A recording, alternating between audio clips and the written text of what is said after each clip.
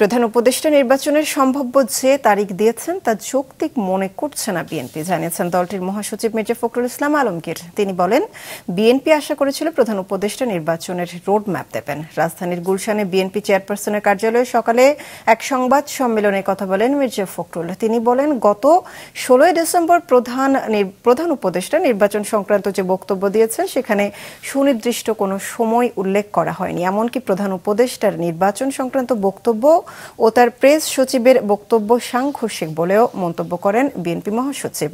রাজনৈতিক দলগুলোর সঙ্গে আলোচনা করে নির্বাচনের রোডম্যাপ ঘোষণা করা উচিত বলেন তিনি।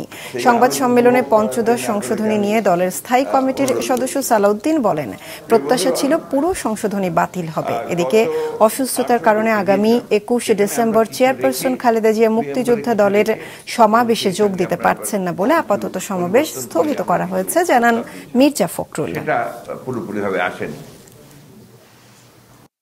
চিফ অ্যাডভাইজার সুনির্দিষ্ট একটা সময়ের মধ্যে একটা রোড ম্যাপ দিয়ে দেবেন, সেটা তিনি দেননি। এটা আপনারা আমাদেরকে কিছুটা হতাশ করেছে, একই সঙ্গে জাতিকেও কিছুটা। আর তারপরে তার প্রেস সচিব যে কথা বলেছেন, এই কথাটা আবার সাংঘর্ষিক কথা হয়ে গেছে। তাদের দায়িত্ব হচ্ছে এখন সমস্ত স্টেক হোল্ডারদের সঙ্গে আলোচনা করে এই বিষয়ে যেন কোনো বিভ্রান্তি সৃষ্টি না হয়, সেই হিসেবে একটা তারিখ নির্ধারণ করা, সময় নির্ধারণ করা যেতে পারে। তত্ত্বাবধায়ক সরকার ব্যবস্থা যেটা ইন্ট্রোডিউস করা হয়েছিল, আমরা করেছিলাম, সেটা বেসিক স্ট্রাকচার হিসাবে স্বীকৃতি দিয়ে বলা হয়েছে এই বেসিক স্ট্রাকচার অর্থাৎ গণতন্ত্রকে ধ্বংস করে দেওয়া হয়েছিল, সেই জন্য এটাকে বেসিক স্ট্রাকচার ঘোষণা দিয়ে এটাকে পুনর্বহালের কথা বলা হয়েছে এবং সেই সংশোধনীগুলো বাতিল করা হয়েছে। এটা একটা বিচার বিভাগীয় স্বীকৃতি মিলল যে সংসদ, একমাত্র সংসদই হচ্ছে উপযুক্ত ফোরাম যে কোনো রকমের সাংবিধানিক সংশোধনের জন্য।